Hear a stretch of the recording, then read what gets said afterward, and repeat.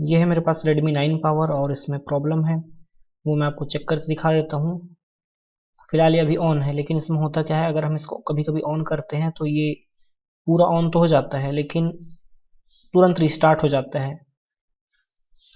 और कई बार क्या होता है, इसको हम ऑन करते हैं तो ये MI लोगो पे ही अटक जाता है, वहीं से ऑन ऑफ होने लगता है। तो मैं आपको चेक करके दिखा देता हूँ। फिलहाल ये ऑन है, इसको मैं या तो रिस्टार्ट पर क्लिक करके मैं इसको रिस्टार्ट कर सकता था, या फिर इसको मैं बैटरी निकाल के ऑफ करके आपको दिखा देता हूँ। तो ये मैंने इसको ऑफ करके मैंने फिर से ऑन करेंगे हम, तो यहाँ पे 50-50 चांस है, या तो ये पूरा ऑन हो जाएगा और ऑन होने के बाद रिस्टार्ट हो जाएगा, या फिर या फिर ये MI लोगो से ऑन ऑफ होने लगेगा। तो यहाँ पे देखना क्या होता है,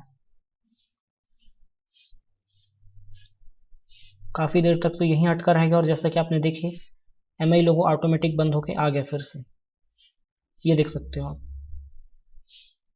इस तरीके से कुछ प्रॉब्लम है, कभी ऑन होता है, कभी MI लोगो पे ऑन ऑफ होता है। तो इसमें CPU का फॉल्ट हमारा 90% CPU का फॉल्ट होता है, इसमें सॉफ्टवेयर वगैरह करके देख लिया गया है और बैटरी भी चेंज करके देख ली है। तो अब हम इसका CPU रिवॉल्व करेंगे। बोर्ड बिल्कुल फ्रेश कंडीशन में है। CPU रिवॉल्व करने का मैं आपको पूरा प्रोसेस बताऊंगा। तो इसको मैं यहाँ पे सील्ड वगैरह कट कर लेता हूँ, जहाँ से मेरे को ज़रूरत है सील्ड कट करने की वो मैं निकाल लेता हूँ, उसके बाद हम इसको करेंगे। तो सबसे पहला काम है फ्रेंड ग्लू कट करने का। वीडियो मैंने फास्ट करके बनाया हूँ क्योंकि काफ़ी लंबा वीडियो बन जाता है ऐसे में। तो 857 DW plus hot gun use कर रहा हूँ मैं, और आपको हीट रखना है 250, एयर रखना है 1.5 पे, और हल्के हाथ से आपको ग्लू कट करना है। जैसे ही ग्लू गर्म होगा ऑटोमेटिक वो हल्का सा उसके ऊपर आप स्क्रैपर चलाओगे तो वो निकल जाएगा। तो इस तरीके से आपको कंपोनेंट के बीच का भी ग्लू निकाल देना है, और MI का ग्लू ज़्यादा हार्ड नहीं होता तो आराम से निकल जाता है। 250 की हीट पे मैं इसको काफ़ी हल्के हाथ से जो है ग्लू को निकाल रहा हूँ। तो चारों तरफ से आपको CPU का जो ग्लू है वो निकाल लेना है, ताकि कोई भी कंपोनेंट वगैरह उड़े ना। जैसा कि आप देख पाओगे यहाँ पे मैंने हर जगह से क्लीन कर दिया हूँ इस ग्लू को, और एक बार ब्रश चला देंगे ताकि आजू बाजू का जो ग्लू निकला हुआ है वो क्लीन हो जाए। उसके बाद हम यहाँ पे CPU को निकालेंगे, और साइड में आपको ध्यान रखना है eMMC लगी हुई है, तो उसके ऊपर कोई मोटी सी चीज़ रख देना है। मैंने यहाँ पे सिक्के का यूज़ किया हूँ, 5 का सिक्का मैंने रखा हूँ, और उसके ऊपर एक टीन भी रखूँगा। तो उससे क्या होगा कि eMMC पे हीट नहीं जाएगी, जिससे कि वो ड्राई सोल्ड नहीं होगी, और eMMC को हमको दोबारा रिवॉल्व नहीं करना पड़ेगा। तो अब हम CPU निकालेंगे। 857 DW प्लस का ही यूज़ कर रहा हूँ मैं। साइड में मैंने सिक्का रख दिया हूँ, और CPU निकालते टाइम आपको जो हीट रखना है वो रखना है 310 की, और एयर रखना है आपको 1.5 पे। आप चाहो तो एयर 2 पे भी रख सकते हो, फिलहाल 2 पे कुछ ज़्यादा एयर आ जाएगी, 1.5 आप रख सकते हो। और EMC को मैंने कवर कर दिया हूँ। वीडियो फास्ट फॉरवर्ड में है, बाकी मैं आपको बोल के बता रहा हूँ। तो CPU को 310 की हीट पे मैं निकाल रहा हूँ। कम से कम मैंने 20 से 25 राउंड CPU को हीट किया था धीरे धीरे। आप स्क्रीन पे देख रहे हो कि मैं राउंड राउंड घुमा रहा हूँ नोजल को, तो ऐसे ही मैंने 25 राउंड घुमाया था धीरे धीरे। उसके बाद मैंने CPU को हल्का हल्का उठाना शुरू किया था। तो यहाँ पे देखना, मैं नीचे से स्क्रैपर भी डाल सकता था, या फिर मैं यहाँ पे इसको जो है थोड़ा सा धक्का देके निकाल रहा हूँ।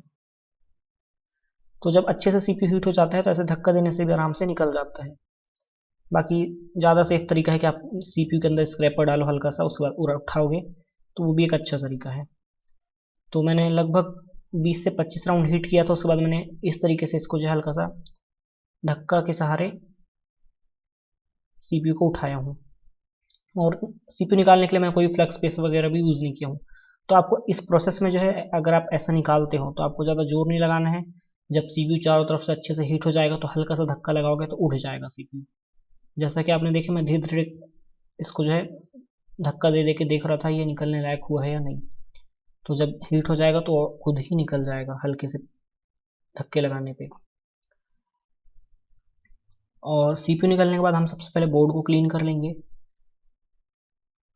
बोर्ड में आपको सबसे पहले क्या करना है, फ्लक्स पेस्ट लगाना है, और जितना भी जो कंपनी से लगा हुआ PPD है इसमें, इसको आपको टेम्परेचर डाउन करना है। जो 183 का सोल्डर वायर होता है हमारा, उसका आप लोगों को यूज़ करना है। और इसके साथ आप लोगों को इसको जो है जितना भी बॉल है सबको एक इक्वल कर देना है। तो ये जो इसका कंपनी का PPD है वो रिप्लेस हो जाएगा हमारे 183 वाले सोल्डर वायर से। इस तरीके से आप लोगों को जो है कुछ इस तरीके से निकाल लेना है।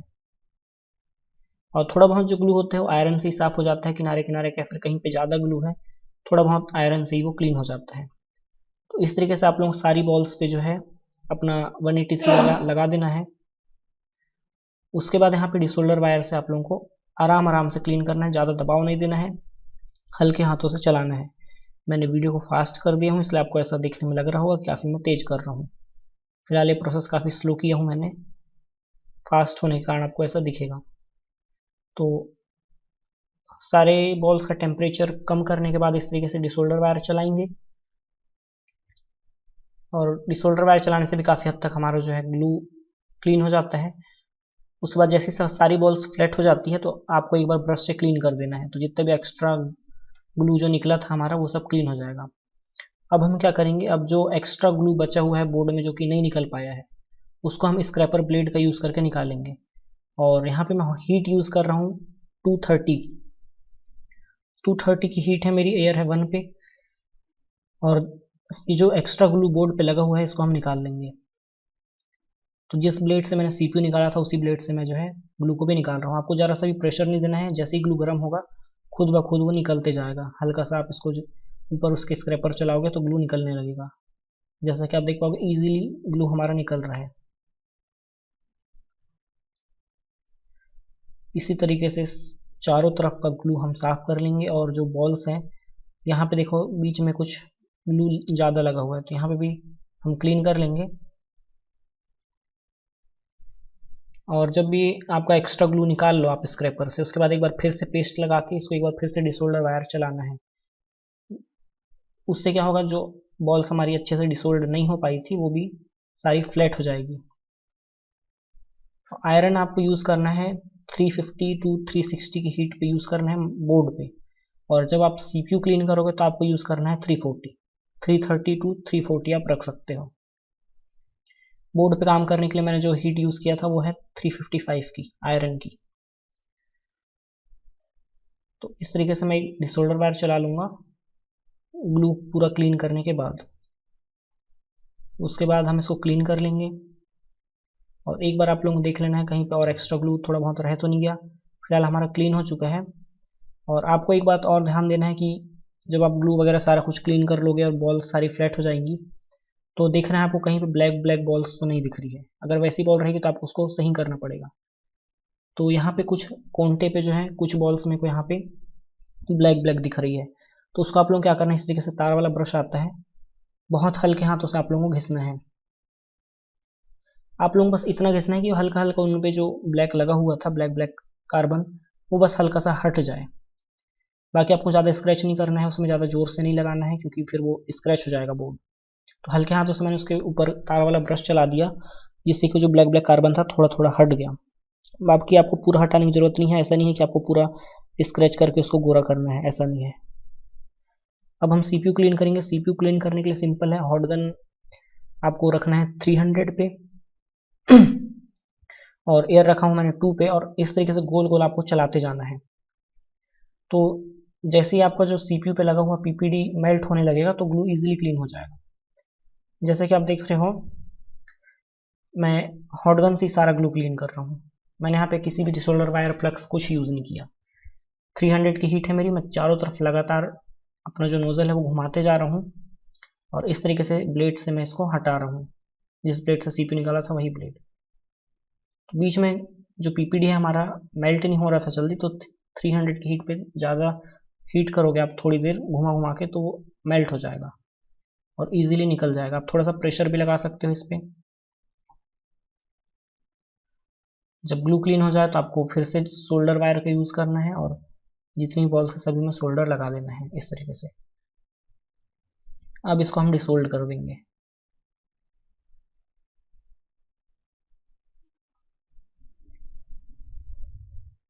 यहाँ पे देखिए कोई भी स्क्रैच वगैरह सीपीयू में नहीं आया है, मैंने हीट करके ग्लू को क्लीन कर दिया।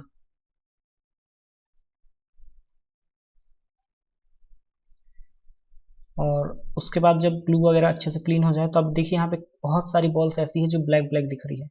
तो इसमें भी हम तार वाला ब्रश यूज़ करेंगे और काफ़ी हल्के हाथ से करना है आपको ब्रश का यूज़, तार वाले ब्रश का। आपको बस इतना देखना है कि हल्का हल्का उसके ऊपर से ब्लैक कार्बन हट जाए, हल्का हल्का हट जाए बस। ऐसा नहीं है कि उसको हमको पूरा वाइट करना है, सिर्फ हल्का हल्का हटना चाहिए उसके ऊपर का ब्लैक कार्बन। तो मैंने यहाँ पे ज़्यादा नहीं चलाया हूँ, बस देखा जाए तो हल्का हल्का ब्लैक कार्बन पहले से कम हो चुका है, इतने में हमारा काम हो जाएगा। अब सीपीयू को अच्छे से बाहर निकाल के क्लीन कर लेंगे आजू बाजू जो भी ग्लू लगा होगा उसको। और ये रही हमारी स्टेंसिल, मेरे पास सेम मॉडल की स्टेंसिल अवेलेबल थी। स्टेंसिल आप लोगों को याद रखना है, अच्छे से क्लीन करके रखना है, कोई भी उसमें डस्ट नहीं होना चाहिए। अच्छे से आप लोगों को स्टेंसिल साफ करके रखना है। मैंने इसको अच्छे साफ करके रखा हूँ। उसके बाद आप लोगों को मैच कर लेना है कि किस तरीके से आपका स्टेंसिल बैठ रही है। तो सीपीयू की पोजीशन चेंज कर देता हूँ मैं, इस तरीके से हमारा बैठ जाएगा। बीपीडी में यूज़ करूंगा मैकेनिक का 183 सीपीयू को रिवॉल्व करने के लिए। वन टाइम में रिवॉल्व करेंगे। अगर आपकी हैंड स्किल अच्छी है तो आप एक ही बार में सीपीयू को परफेक्ट रिवॉल्व कर पाओगे और वो वर्क करेगा। बाकी अगर आपका अगर हैंड स्किल अच्छी नहीं है तो आप एक बार बॉल बनाओ, उसको काटो, फिर पीपीडी लगाओ, उसके बाद उसको फिर हीट करो, उसके बाद फिर से कट करो, उसके बाद आप उसको फिर से हीट कर दो। मतलब एक बार बॉल बनाने के बाद आप उसको कट करिए, दोबारा पीपीडी लगाओ, उसके बाद फिर हीट करो, उसके बाद फाइनल प्रोसेस कट कर दो। जब सारी बॉल आपको बराबर दिखने लगे हीट कर दो सिंपल असेंबली से। तो किसी और वीडियो में आपको वो तरीका भी बताऊंगा। तो यहाँ पे स्टेंसिल सेट करके मैंने 183 का पीपीडी लगा रहा हूँ। पीपीडी को आप लोगों को सुखा लेना है पहले किसी भी कपड़े से, आपको अच्छे से दबा के उसका जो एक्स्ट्रा फ्लक्स उसमें रहता है वो आपको हटा देना है, सूखा रहना चाहिए पीपीडी। और पहले से सुखा के ही रखना है, तुरंत आपको निकाल के सुखाना है उसको।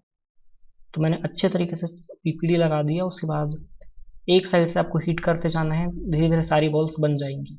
और कुछ सेकंड एक्स्ट्रा हीट देना है आप लोगों को, क्योंकि कुछ बॉल कई बार क्या होता है सोल्ड नहीं हो पाते अच्छे से।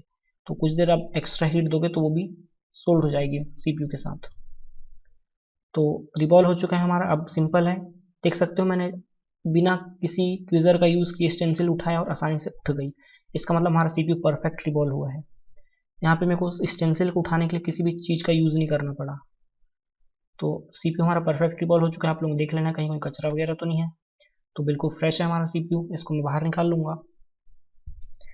और यहाँ पे हम एक काम और करेंगे, इसमें फ्लक्स लगा के इसको हीट कर देंगे, तो उससे जो बॉल्स हैं और अच्छे तरीके से सोल्ड हो जाएंगी। उसके बाद आप चाहो तो इसको डायरेक्ट बोर्ड पर लगा सकते हो, आपको दोबारा से क्लीन करने की ज़रूरत नहीं है। बाकी मेरे साथ क्या हुआ, जब मैंने सीपीयू को साइड में रखा तो सीपीयू मेरे हाथ में चिपक गया था, तो उसके कारण वो गंदा हो गया। फ्लक्स लगा के जब मैंने हीट किया तो मेरे हाथ में चिपक गया वो और गंदा हो गया। तो उसके कारण मेरे को सीपीयू को दोबारा से क्लीन करना पड़ा। और अगर आपको कोई रेसे वगैरह दिखते हैं सीपीयू के बॉल्स में आसपास लगे हुए तो वो आपको निकाल देना है। सीपीयू मैंने क्लीन कर लिया। अब लगाते टाइम एक चीज़ ध्यान रखना है, बहुत लोग बोलते हैं हमारा सीपीयू उड़ जाता है, तो उड़ता क्यों है वो आपको दिखाता हूँ मैं कैसे उड़ता है सीपीयू। वो उड़ता है आपके ज़्यादा फ्लक्स लगाने के कारण। जैसे कि आप देख पाओगे मैंने यहाँ पे जो फ्लक्स लगाया हूँ ये ज़्यादा लगाया हूँ मैं दोनों साइड से एक एक्स बना देता तो मेरा काम हो जाता। आप लोगों को सीपीयू को फ्लक्स लगाना है और इस तरीके से जो लाइंस बनी रहती हैं सीपीयू के बाहर बाहर में उसके अंदर आपको सीपीयू रखना है। ये जैसे कि आप देख सकते हो छोटी छोटी लाइंस है, इनके अंदर में सीपीयू अलाइन करना है। अब यहाँ पे क्या होगा, मैंने जो है ज़्यादा फ्लक्स पेस्ट डाला हूँ सीपीयू के अंदर, तो होगा क्या, जब हीट पड़ेगी ऊपर से तो वो फ्लक्स पेस्ट में जो एयर रहती है वो थोड़ी बहुत बाहर आएगी। और फ्लक्स पेस्ट जब पिघलेगा तो सीपीयू हमारा हिलने लगेगा और हिल के खिसक जाएगा अपनी जगह से। तो यहाँ पे देखना क्या होता है, जैसे ही फ्लक्स अंदर का गर्म हुआ सीपीयू अपनी जगह से उठ गया। तो ऐसा अगर आपके साथ होता है, सिंपल करना है आप लोगों को, जो सीपीयू को साइड करना है और जो एक्स्ट्रा फ्लक्स था उसको पोंछ दिया मैंने और फिर से सीपीयू को लगा दूंगा।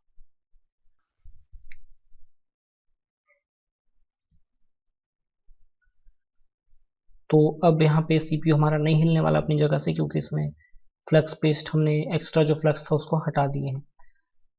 अब आप लोगों को क्या करना है, कम से कम 10 राउंड सीपीयू को हीट करना है। 10 राउंड धीरे धीरे गोल गोल घुमा के हीट करना है। उसके बाद आप लोग थोड़ा सा फ्लक्स और डाल के हीट करना है आप लोगों को। तो यहाँ पे मैंने वीडियो फास्ट कर दिया था, 10 राउंड में हीट करा धीरे धीरे। उसके बाद एक्स्ट्रा फ्लक्स पेस्ट हम किसी एक साइड से डालेंगे सीपीयू के।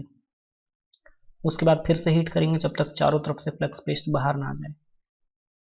तो यहाँ पे मैंने एक्स्ट्रा फ्लक्स पेस्ट डाला इस साइड से। अब हीट करेंगे, जैसे ही चारों तरफ से फ्लक्स बाहर आने लगेगा तो उसके बाद 5 से 6 राउंड और हीट करना है आप लोगों को। उसके बाद हल्का सा CPU को हिला के देखना है, जैसा कि यहाँ पे मैं करके देखूंगा अभी। इस तरीके से मैंने हल्का सा इसको हिला के चेक किया तो CPU अपनी जगह में वापस आ रहा है, इसका मतलब लग चुका है। अब सिंपल बोर्ड को ठंडा कर लो, उसके बाद हम इसको चेक करेंगे। तो मैं आपको अब दिखाता हूँ इसको ऑन करके। तो CPU रिबॉल हमारा हो गया कंप्लीट। बोर्ड पे इसको लगाएंगे और चेक करेंगे क्या ये पहले की तरह MI लोगो में ऑन ऑफ हो रहा है या फिर ऑन करने के बाद हमारा रिस्टार्ट तो नहीं हो रहा है ऑटोमेटिक, ये हम चेक करेंगे। तो मैंने इसको डायरेक्ट ऑन किया फ़ोन को, DC मशीन वगैरह कहीं पे मैंने चेक नहीं किया, डायरेक्ट आपको ऑन करके दिखा रहा हूँ। और फर्स्ट टाइम हमारा CPU सक्सेस हो चुका है, फ़ोन ऑन हो गया है। अब देख लेते हैं कहीं फ़ोन हमारा MI लोगो से ऑन ऑफ तो नहीं हो रहा या फिर ऑन होने के बाद रिस्टार्ट या तो नहीं हो रहा है, वो हम चेक कर लेते हैं। तो ऑन तो फ्रेंड हमारा फ़ोन हो रहा है। और अगर आपको इस तरह की वीडियोस हमारे चैनल पे चाहिए तो आप कमेंट कर सकते हो, और वीडियो पसंद आए तो लाइक करना वीडियो को। तो इसकी लोडिंग स्टॉप हो चुकी है, शायद अब फ़ोन ऑन होने वाला है। स्क्रीन इसकी डिम हो चुकी है। एक बार पावर की दबा के देखते हैं। तो फ़ोन हमारा ऑन हो गया है। सेंसर प्रॉब्लम के कारण इस तरीके का मैसेज आ रहा था। फ़ोन हमारा कंप्लीट ऑन हो चुका है और हैंग वगैरह भी नहीं हो रहा है, ना ही अभी तक ये रिस्टार्ट हुआ है। फिर भी हम इसको एक बार फिर से ऑफ करके ऑन करके देखेंगे, कहीं ये MI लोगों पे ऑन ऑफ तो नहीं हो रहा है। तो इसको मैं फिर से एक बार ऑफ करके ऑन किया हूँ और इस बार हम देखेंगे कि ये पूरा ऑन होता है या फिर रीस्टार्ट होता है ऑन करने के बाद, या फिर MI लोगों से बंद तो नहीं हो जाता। तो इस बार भी ये चालू हो चुका है, इस बार ये MI लोगों से ऑन ऑफ नहीं हुआ।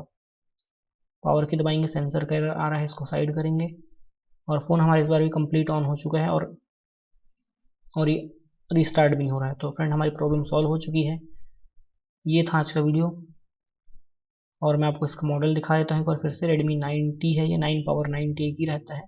मिलते हैं फिर नेक्स्ट वीडियो में।